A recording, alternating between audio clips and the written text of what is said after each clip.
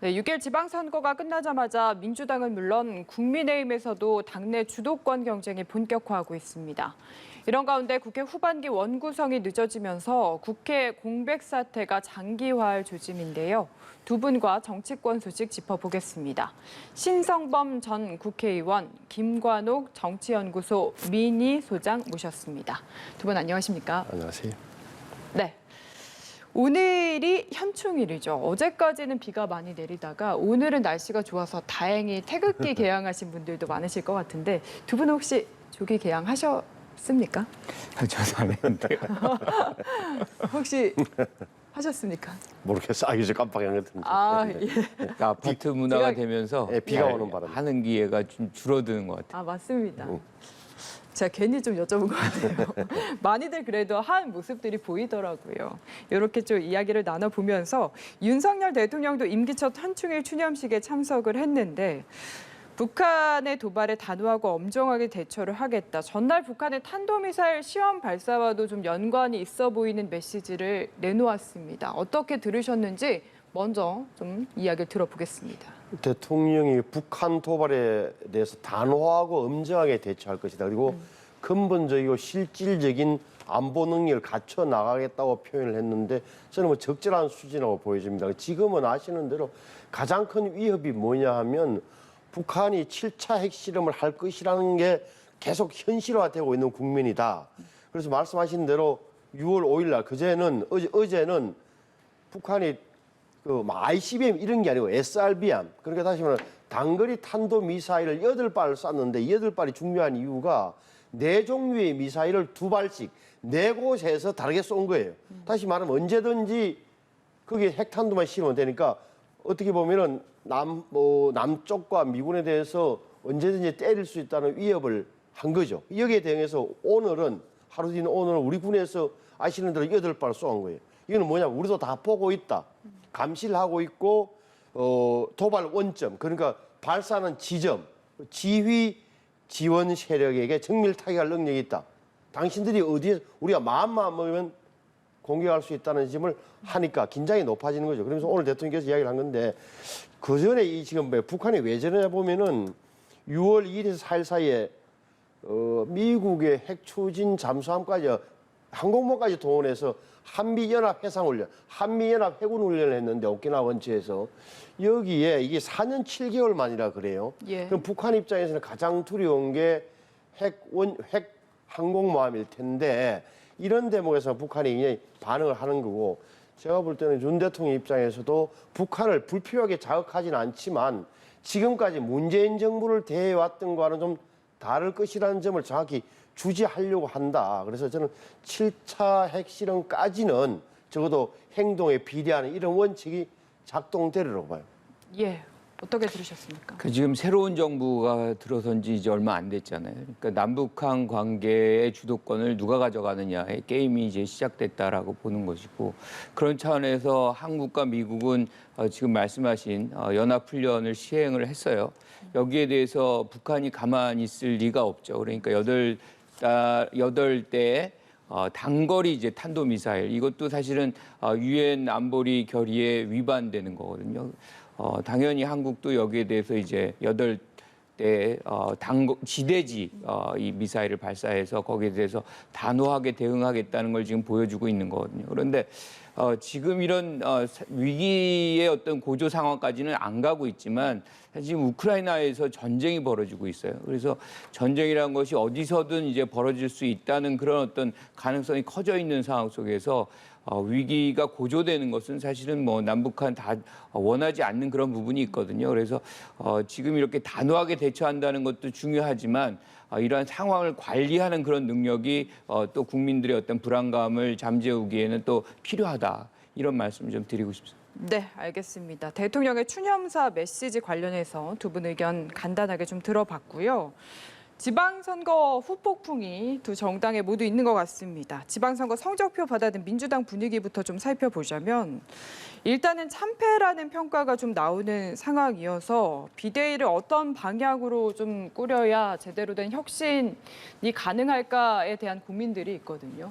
그러니까 지금 예. 지선에서 졌잖아요. 그러니까 사실상 어떻게 보면은 비대위가 계속해서 유지되기는 어려운 장면이었어요. 그러면 이 장면에서 8월 전대가 앞에 있는데 여기서 또 다른 비대위를 가져갈 것이냐 아니면 박홍근 대표 직무대행이 관리하는 차원에서 그냥 전대를 치를 것이냐라는 두 가지 선택지가 있을 것 같은데 지금 당내 분위기로 봐서는 비대위를 꾸린다는 그런 걸로 흐름이 잡혀가는 것 같아요. 그런데 국민들은 거기에서 이제 또 뭐 선수별로 뭔가 비대위원을 뭐 이렇게 배치를 한다 뭐 이런 접근을 하는 것 같더라고요. 초선, 재선 뭐 이렇게, 이런 식으로. 예. 근데 지금 야당 지지자들이라든가 국민들이 그런 어떤 기계적인 조합을 원할까? 사실상 민주당이 바라는 거는 내용의 어떤 혁신이거든요. 지금 지선까지 패배했다는 거는 국민들 입장에서는 만족할 정당이 아니다라는 것을 어떻게 보면 지금 극명하게 보여준 것이에요. 그러면 내용적인 변화를 가져가야지 여기서 선수 뭐 기별로 한 명씩 이렇게 비대위를 구성하고 과거의 어떤 인물을 모셔와서 다시 비대위원장을 한다. 그거를 변화로 느껴질까라는 그런 생각을 지울 수가 없어요.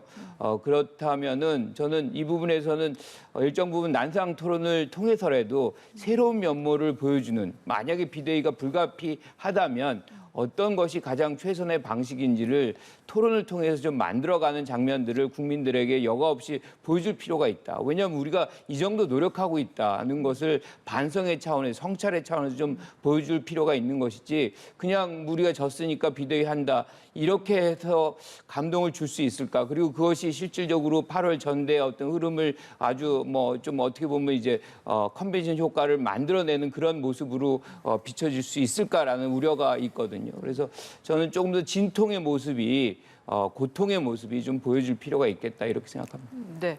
근데 보면은 선거에서 패배할 때마다 정말 혁신을 하겠다라고는 하지만 이게 새롭게 탄생을 하기가 참 쉽지 않고 당장 지금 보면은 계파 갈등도 좀 불거지고 있는 상황이거든요. 정당의 관성이라는 게 있죠. 관성이라 하면 그냥 편안한 길로 가고자 하는 거고 기존의 당원들의 생각, 현직 국회의원들의 뭐 판단이 다 종합돼서 당의 흐름이 나오는 것일 텐데 잊지 말아야 될 것은 민주당은 6일만 보지 말고 앞을 다시 돌아가 봐야 돼요. 그러니까 4.7 작년에 서울시장과 부산시장 재보궐선거 4.7 선거 그다음에 3.9 대통령 선거 6.1 지방선거 이렇게 연달아 왜 이렇게 패배했느냐는 지점을 잘 짚어야 된다. 그리고 패배의 내용도 굉장히 내상이 있잖아요. 예를 들어서 서울시장 뺏긴 것뿐만 아니라 구청장을 예를 들어서 역전당한 것 그리고 충청도 네 곳을 전부 다 뺏긴 것 심지어는 대통령 선거 때 흔히 하는 말로 24만 표로 졌다 그러지만 이번에 적어도 정당 투표라고 볼 수 있는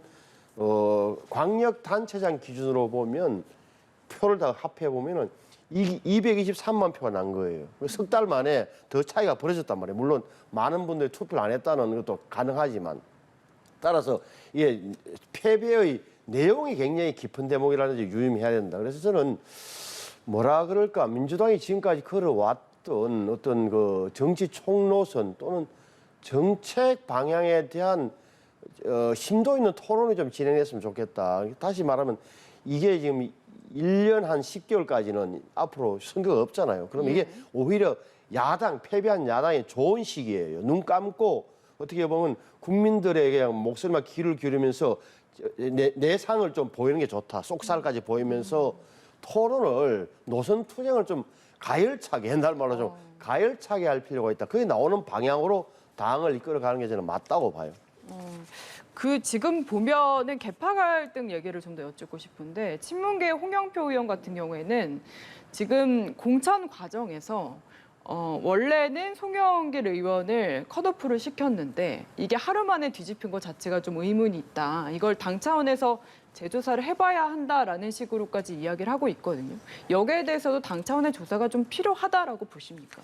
그거는 어떻게 보면 내분을 일으킬 수밖에 없는 그런 소지거든요. 이미 다 지난 거를 다시 얘기를 한다.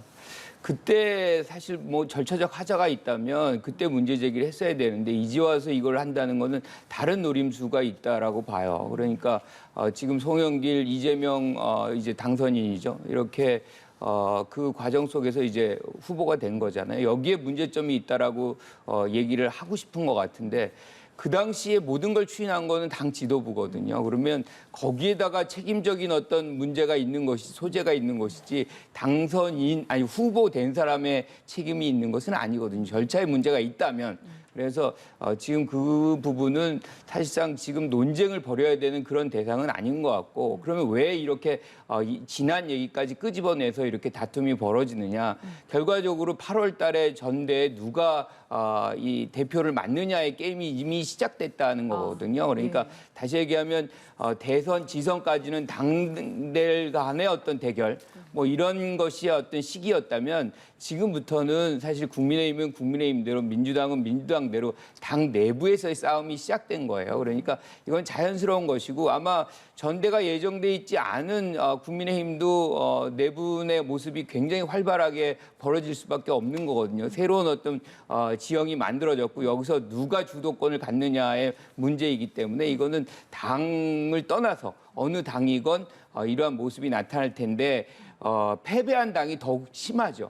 그래서 패배의 어떤 책임을 사실상 지금 이재명 당선인에게 이렇게 넘기면서 주도권, 싸움의 주도권을 가져가려고 하는 것이 지금 홍 의원의 어떤 생각인 것 같은데 여기에 야당 지지자들이 얼마나 이제 호응을 할까? 그 생각을 좀 하면서 얘기를 하는 것이 필요하다고 생각을 하고요.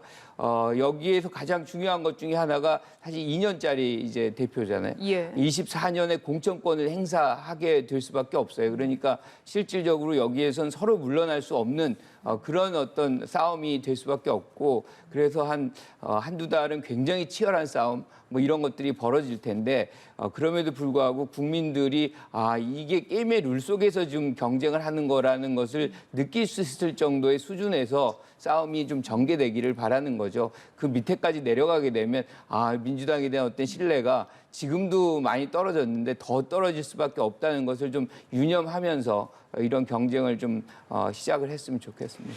근데 저는 옆에서 지켜보면서 저 대목이 뭐 당내에서는 당연히 이야기가 나올 수밖에 없는 대목이다. 다시 말하면 우리 언론에다 보도가 됐습니다. 송영길 의원은 컷오프 시켰다. 그래서 전략공천위원회라는 데서 사람들을 다시 뽑겠다. 뭐 이렇게 해가지고 우리가 상식적으로 본다면 송영길 의원은 서울시장 후보가 안 되겠구나 했는데 언제부터 퇴했더라고 이런 대목. 그러니까 심지어는 제가 여의도에서 좀 들어보면 송영길 의원이 개항을 떠나는 순간 전 대표가 개항을 떠나는 순간 이미 개항을은 이재명 고문이 오기로 돼 있다는 소리가 났다는 거예요. 그러면 둘이가 송영길, 이재명 사이에 뭔가 묵계가 있는 것 아니냐 이런 음모론까지 나오는 것 같아요. 그러니까 저런 데모에서 저는 당내에서 해결할 문제이긴 하다. 하지만 저도 민주당이 겪고 있는 내홍의 좀 크기를 보여주는 대목이라고 생각이 되고요. 이재명 그러면 왜 고문은 꼭 개항을 해 나가야 됐을까 하는 지점을 다시 역으로 짚어보면 그때 명분을 뭐라고 내세웠었냐 하면은 자기가 대통령 선거에서 지는 바람에 우리 당, 민주당이 이렇게 지방선거에도 어려워지고 후보들이 고생한다. 그래서 내가 책임지고 그걸 돌파해내기 위해서 앞장서서 지방선거를 치러내겠다. 절반의 승리를 가져오겠다고 했던 대목이 있대. 그러니까 지금의 저런 논리대로라면 이번에 지금 아무리 이른바 반명, 친문 쪽에서 이재명 의원님 절대 8월 달에 전당대회 출마하지 마시오. 대표 나시지 말고 불출마를 압박하더라도 제가 보기에 이재명 의원은 다시 한 번 더 당을 살리기 위하고 누가 나서서 이걸 해결할 수 있는 사람은 누가 있느냐. 나밖에 없다. 쇄신과 변화를 내가 앞장서 이끌어내겠다는 논리로 전당대회에 출마할 것이 거의 확실시 되는 것 같아요. 맞습니다. 지금 민영배 의원도 그런 논리로 오히려 더 당 재건을 위해서 나서야 한다라는 논리거든요. 아니 근데 지금 대선에서 진 사람이 재보궐에 나간다. 이거는 사실 맞지 않잖아요. 많은 사람들이 거기에 동의 안 했을 거예요. 그리고 이제 송영길 후보 같은 경우도 지금 얘기가 나오는데 그 당시로 우리가 돌아가 보면 사실상 서울시 후보를 내기가 경쟁력 있는 후보 내기가 굉장히 어려웠고 그나마 아마 송영길 후보가 제일 근접했던 그런 분들 중에 하나일 거예요. 그런데 그런 어떤 무기력한 그런 상황 속에서 사실은 이재명 후보에게 그 과정은 저도 잘 모르겠어요. 사실상 누가 개항 후보로 나가자고 이렇게 권유를 했는지 모르겠지만 본인이 나간다는 얘기를 하기도 어렵거든요. 지금 대선에서 진 사람이. 그런데 그 얘기를 다시 끄집어내고 이렇게 얘기 꺼내는 것 자체가 사실 굉장히 소모적인 것이고 지금은 어떻게 하면 민주당이 그런 어떤 문제점들이 이미 국민들의 어떤 평가를 받았기 때문에 여기서 어떻게 하면 이렇게 쇄신을 할 수 있는지 진짜 민심 속으로 들어가서 민심이 무엇이었는데 우리가 졌는지를 사실상 수렴하는 그런 과정으로 나가야 되는 것이지 지금 와가지고 그때 누가 내가 나간다 그랬다 아니면 누가 추천했다 그랬다 그게 지금 민주당에 도움이 될까요? 그래서 저는 상식적으로는 지금 이러한 논쟁은 굉장히 불필요하다 이렇게 생각을 하고 전원이 사실은 뼈를 깎는 그런 고통 속에서 쇄신의 작업에 들어가야만 민주당의 어떤 희망이 좀 되살아나는 거 아닌가 이런 생각을 조금 회의적으로 좀 해봅니다. 네, 알겠습니다. 민주당 얘기 조금 길게 해봤고요. 저희 국민의힘 이야기로 넘어가 보도록 하겠습니다. 앞서서 지금 김 소장님께서 이야기를 좀 해주신 대로 국민의힘도 역시나 이제 전당대회를 앞두고 주도권 싸움에 들어가는 듯한 모양새입니다. 이준석 대표가 가장 먼저 혁신위를 출범시키면서 논의를 살짝 띄웠거든요. 그러면서 정진석 의원도 그렇고요. 역시나 권성동 원내대표도 견제에 들어간 듯한 분위기입니다. 어떻게 파악하고 계신지 좀 이야기를 들어볼까요?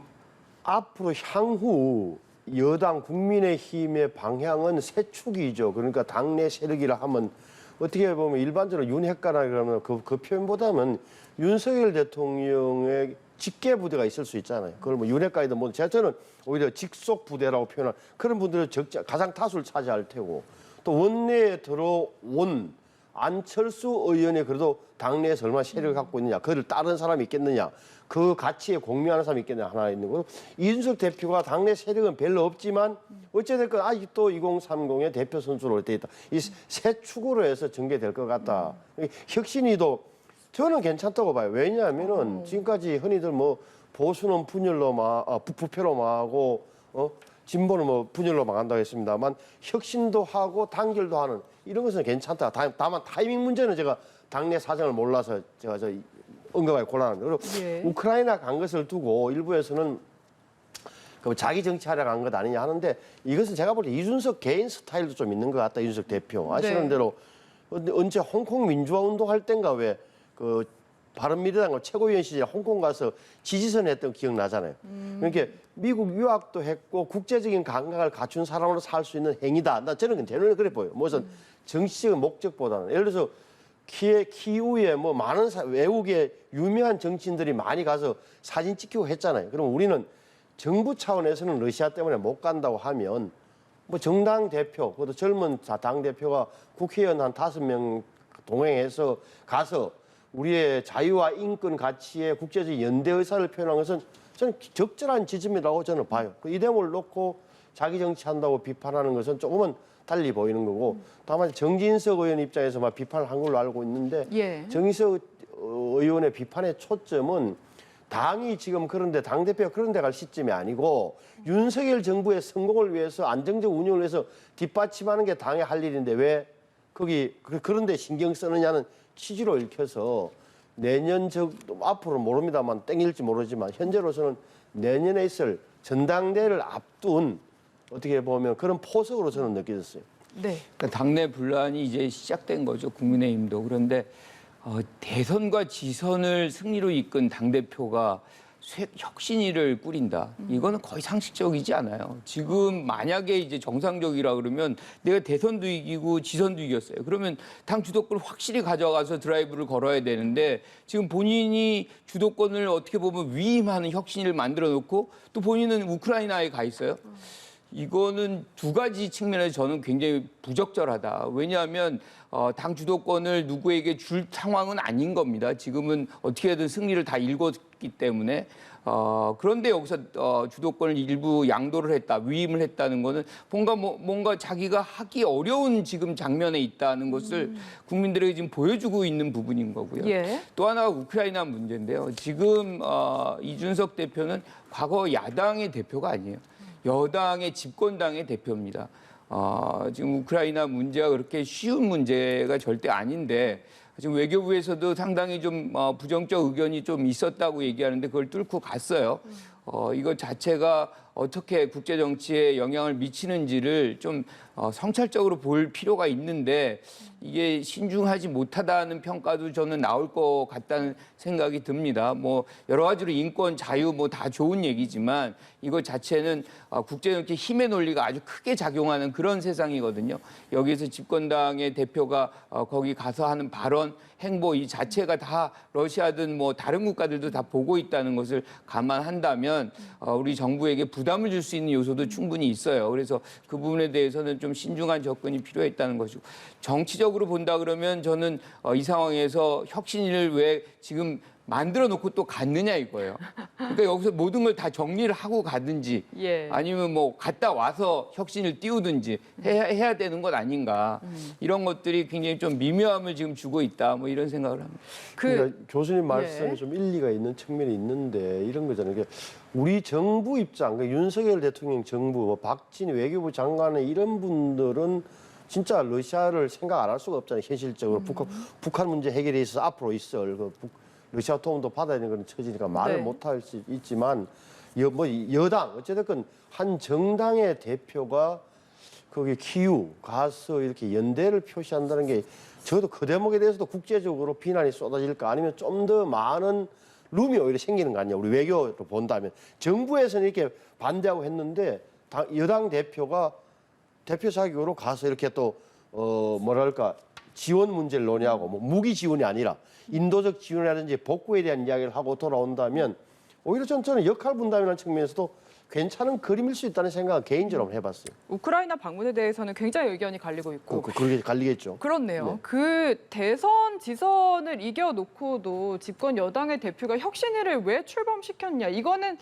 그만큼 당의 자각력이 여전히 부족하다라고 이해를 해야 되는 겁니까? 저희가 어떻게 해석을 해야 되는 겁니까? 그러니까 문제점이 있다고 생각을 해서 만약에 혁신을 띄웠다면 그 진정성을 인정받을 수 있을 텐데 그럼에도 불구하고 그 주체였던 본인이 그렇게 혁신을 하면 되거든요. 예. 그거를 굳이 당내에다가 외부 인사도 아니고 당내 인사로 이렇게 만들어 놓는 것은 지금 정진석 의원도 지금 우크라이나 행을 비판하면서도 지금 뭐 공천위원장을 하다 보니 여러 가지 문제점이 있더라. 뭐 이렇게 얘기를 한 게 있어요. 그렇다 그러면 이러한 문제들을 다 같이 수렴을 해서 내부적인 어떤 혁신을 같이 이렇게 만들어가면 될 텐데 그 부분에 대해서는 일정 부분 선을 긋고 본인은 이제 지금 우크라이나에 갔다는 거는 이 부분에서는 본인은 어느 정도 거리를 좀 두겠다는 걸로 저는 이해가 되고 있거든요. 그래서 지금 권력 다툼이라는 것이 벌어지고 있는데 이 장면에서 는 뭐 정진석 의원 같은 경우는 친윤계의 어떤 이 당 중심의 당 뭐 이런 것을 좀 생각하는 그런 부분일 수도 있거든요. 그리고 우리가 좀 이따 얘기하겠지만 뭐 예컨대 뭐 안철수 의원 같은 경우는 안철수 의원 나름대로 또 당의 주도권을 가져가 보려고 하는 게 있을 테고 이준석 대표는 아직 1년이나 남았는데 뭐 이런 생각하는 것이 있을 테고 그래서 이런 어떤 역학관계가 이런 이상한 장면에 이상한 혁신위가 뜨는 이런 상황을 만들어 놓은 것 아닌가 이렇게 생각합니다. 네, 알겠습니다. 제 눈에는 혁신위가 어떻게 비치냐면 논의가 나올 때 이준석 대표의 생각이 읽히는데 뭐 이런 거예요. 그러니까 이번에 6월 1일 지방선거에서 우리가 국민의힘이 크게 승리한 이유는 저희들이 잘해서가 아니라요. 상대편이 잘못한 게 때문인가를 제가 알고 있습니다. 우리는 계속 혁신하겠습니다라는 그런 취지에서 당내 정비도 하고 예를 들어 2년 후에 1년 10개월 후에 2024년 4월에 그 22대 국회의원 선거를 앞두고 당내 정비 공천제도 정비에서 더 잘하겠다는 저는 그렇게 읽었어요. 혁신 이야기를. 네, 그러니까 계속해서 뭔가 국민들에게 네. 혁신의 메시지를 네. 주는 것이다. 네. 예, 알겠습니다. 그 신의원께서 아까 전에 안철수 의원도 한 축으로 얘기를 해주셨는데 그와 관련해서 안철수 의원이 얼마나 영향력을 발휘할 것인가, 당권 도전을 할 것인가 좀 어떻게 예측하시는지 궁금합니다. 그러니까 안철수 의원 같은 경우가 사실은 인수위를 위원장을 했음에도 불구하고 정부에 안 갔잖아요. 여기에는 본인이 생각이 뚜렷하게 당 쪽에 있었다는 것을 저는 생각이 들어요. 그리고 또 아마 윤 대통령과의 어떤 소통 관계 속에서 아마 역할 분담이 됐을 수도 있습니다. 그렇다고 보면은 이번에 어떤 당장은 아니더라도 당의 주도권을 가지려고 하는 그런 노력들을 굉장히 많이 할 것 같아요. 그래서 그 부분이 친윤의 대표로서 아마 대표를 이제 겨냥을 할지 아니면 또 다른 친윤의 예컨대 이제 뭐 분이 나올지 이렇게 되면 3파전의 양상이 벌어질 수 있거든요. 이런 당내 어떤 역학 구도가 아마 국민의힘의 전대를 좀 더 빨리 땡기지 않을까 뭐 이런 생각을 좀 해봅니다. 네. 안철수 의원은 기억하셔야 될 게 여당의 3선 의원이 된 겁니다. 예. 그 중진 반열에 팍 올라선 거예요. 그 전까지는 전부 다 제3당 내지는 제3세력의 대표. 그러니까 어떻게 보면 항상 변두리에 머무르던 사람이 이번에 보수 본류에 발 얹었고 3선이 된 거예요. 남는 것은 말씀하신 대로 당권 문제인데 여기에서는 본인이 이야기했던 게 한번 이야기 있잖아요. 단일화할 때도 중도와 실용으로 국민의힘을 한번 변화시켜 보고 싶다. 다시 자기 생각대로 한번 당을 이끌어 보고 싶은 생각이 있는 거예요. 저는 이 대목인데 국민의힘을 혁신하고 만약에 당의 색깔을 굉장히 바꿀 수 있고 하는 그런 능력이 입증된다면 국회의원이든 당협위원장이든 당원들이 따라갈 겁니다. 하지만 지금 당내에서는 상당히 회의적으로 보는 시간은 아직 남아 있는 거예요. 단일화를 해줘서 감사하고 뭐 인수위원장까지 맡아서 고생을 했지만 저분의 정치적 능력에 대해서는 한번 보자는 심사가 널리 퍼져 있다고요. 이거는 그런 회의론을 극복한다. 능력을 당내에서 입증하는 게 가장 큰 관건이에요. 네, 알겠습니다. 마지막으로 질문 좀 묶어서 하나만 드려보도록 할게요. 지금 국회 후반기 원구성도 좀 민주당 분위기 때문에 지지부진한 상황이고 인사청문회도 지연되면서 청문회 패싱 얘기가 나오고 있긴 한데 청문회 없이 장관 임명하려면 여야 모두 약간 부담되고 있는 상황이거든요. 이 문제가 어떤 식으로 좀 해결이 돼야 된다고 보시는지 김 소장님께 여쭤볼게요. 이거는 청문회법을 입법부 스스로가 사실은 무력화시키는 거거든요. 절대 있어서는 안 되는 겁니다. 아무리 당내 사정이 복잡하다고 하더라도 이 부분에 대해서는 절차적인 하자가 없도록 진행을 해야 되는 것이고 그것이 국민들의 어떻게 보면 이제 내각 구성원들의 이제 알 권리 뭐 이런 그분들의 어떤 역량이라든가 뭐 이런 걸 검증할 수 있는 그런 것이기 때문에 이거는 절대 그냥 넘어갈 수 있는 그런 부분이 아닙니다. 그래서 청문회 없이 임명하는 그런 어떤 상황을 빚어지지 않도록 국회 차원에서 이거는 반드시 노력을 해야 되는 것이고요. 그리고 원구성 문제는 협상이거든요. 예. 이거는 어차피 언제나 협상이었던 것이고 그래서 이 뭐 좀 아쉬운 부분이 어떻게 보면 국민의힘에 있지 않습니까? 그러면 국민의힘이 빨리 민주당의 어떤 이 카운터 파트너들하고 모여서 노력을 하는 모습들을 보여줄 필요가 있겠다. 그래서 지금 6월부터가 새로운 어떤 이 원구성 하반부 후반부의 어떤 원구성이 빨리 돼야 되는 그런 것들이 있기 때문에 국정을 전반적으로 운영하는 집권당의 입장에서라고 한다면 국민의힘이 좀 더 노력을 해야 되지 않을까 이렇게 생각합니다. 네, 신현. 이게 아시는 대로 이게 국회의장단 선출하고 법사위원장 문제가 걸려 있잖아요. 이게 민주당은 빨리 우리 김진표 국회의장님 빨리 출범할 수 있도록 본회의 열어서 투표해 주시라는 거고 국민의힘에서는 아니야 법사위원장 지금 약속대로 우리한테 넘겨 국회의장은 뭐 민주당이 가져가더라 법사위원장 우리 국힘으로 합의대로 작년에 합의했던 대로 해달라는 취지인데 저는 뭐 오늘 우리가 권성동 원내대표 했던 말이 6월 말까지 시한을 정해놓고 원구성 협상이 안 되면 그 후에는 정부에서 장관을 임명해도 청문회 안 하는 장관을 임명해도 국회에서 뭐라고 할 말이 있겠느냐. 다시 말하면은 야당이 발목 잡았다 이런 취지인데 저는 그렇게 돼서는 안 된다고 생각하고 말 그대로 법사위는 좀 민주당에 풀어줘야 돼. 풀어주고 빠른 시일 안에 합의를 해가지고 교육부 장관, 보건복지부 장관, 합참의장인가요? 국세청장 이런 청문회를 당연히 하는 게 국회의 권위를 위해서도 저는 꼭 필요하다고 생각합니다. 네, 알겠습니다. 신상범 전 국회의원, 김관옥 정치연구소 미니 소장 두 분과 함께 해봤습니다. 말씀 잘 들었습니다.